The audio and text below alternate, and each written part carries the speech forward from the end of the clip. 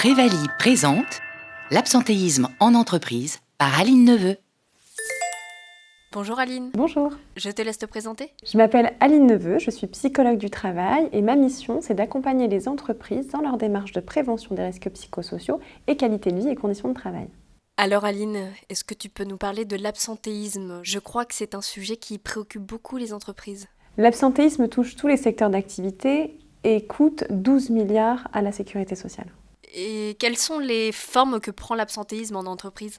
L'absentéisme peut prendre différentes formes telles que les maladies professionnelles ou les accidents du travail. En somme, toutes les absences de courte ou longue durée, répétées ou non, qui vont altérer le fonctionnement de l'entreprise. L'absentéisme peut avoir des répercussions sur la production, la performance et la santé globale des salariés, puisque les salariés vont devoir pallier l'absence de leurs collègues. Comprendre les causes liées à l'organisation du travail et le contexte dans lequel se trouve l'entreprise va devenir essentiel pour réduire l'absentéisme.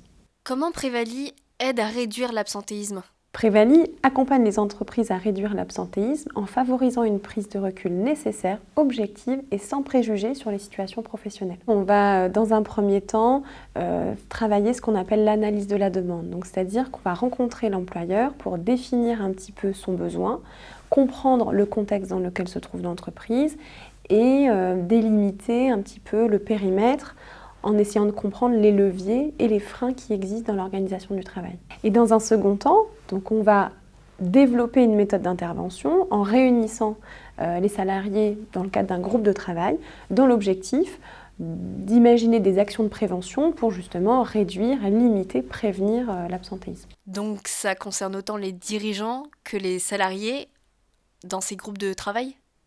Oui, c'est ça. En fait, le dirigeant, il va piloter la démarche et ce sont les salariés, parce qu'on imagine que ce sont eux qui connaissent le mieux le travail, qui vont permettre en fait de faire remonter des situations professionnelles difficiles, d'en comprendre les causes et d'imaginer des actions de prévention.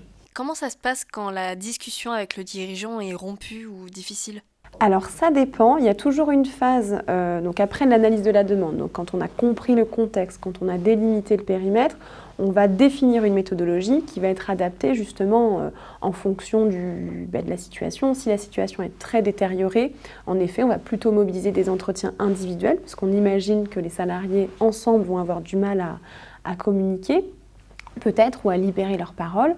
Mais dans la majeure partie des cas, vu qu'on est centré, on est focus sur l'organisation du travail, on va réussir quand même à organiser des espaces de dialogue collectifs. Parce que c'est dans cet instant-là, dans cet espace-là, qu'il va y avoir ce qu'on appelle des espaces de régulation, où finalement on se rend compte que les salariés ont plus ou moins les mêmes difficultés, ont mis en place des petites astuces, des petites ficelles de métier qui vont pouvoir échanger. Et c'est ça qui fait émerger en fait des pistes d'action, des actions de prévention qui vont influer sur l'organisation du travail. Est-ce que vous passez par ce groupe de travail ou vous faites des entretiens individuels ? Donc, une fois qu'on a bien identifié le contexte dans lequel se trouve l'entreprise, l'idée, ça va être d'imaginer une méthodologie d'intervention. Donc, on va évidemment l'adapter au plus proche de la culture d'entreprise et du besoin de l'entreprise.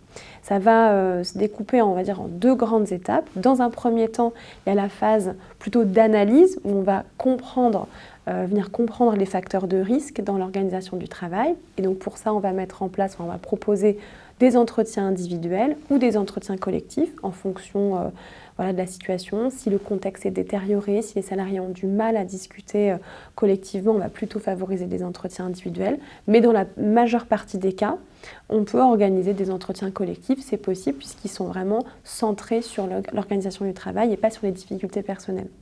Et une fois les problèmes cernés, qu'est-ce qui est mis en place par Prévalie ? Une fois qu'on a recueilli un maximum de données sur l'organisation du travail, on va organiser des ateliers, ou là on va appeler ça plutôt des groupes de travail, pour imaginer des actions de prévention. Est-ce que tu aurais des exemples concrets à nous donner que tu as rencontrés récemment ? Par exemple, je suis intervenue auprès d'une entreprise qui est en contact avec du public. La difficulté ici, c'est que les salariés étaient confrontés régulièrement aux agressions verbales du public. Et comment vous avez pallié à ce problème d'agressivité verbale ? Dans le cadre de cet accompagnement, on a organisé un groupe de travail en identifiant vraiment finement les situations de travail difficiles. Et à partir de ça, on a pu repérer tout un tas de situations où on s'est dit que ça pouvait avoir un impact en fait sur la violence du public. C'est-à-dire qu'il y a des facteurs de risque. Le fait que, par exemple, les horaires ne soient pas les bons au niveau de l'affichage, que le répondeur téléphonique ne soit pas à jour, que la signalétique ne soit pas non plus bien adaptée, ça pouvait augmenter en fait le niveau de violence du public.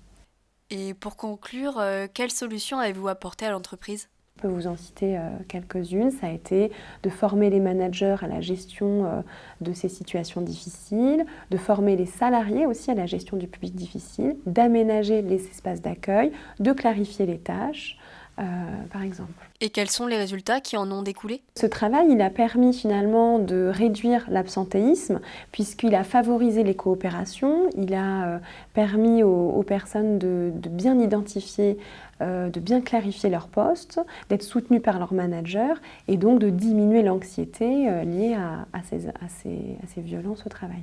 Donc moins d'absence. Merci Aline. Prévalie, votre partenaire prévention, santé, travail. Pour plus d'informations, rendez-vous sur www.prevalie.fr.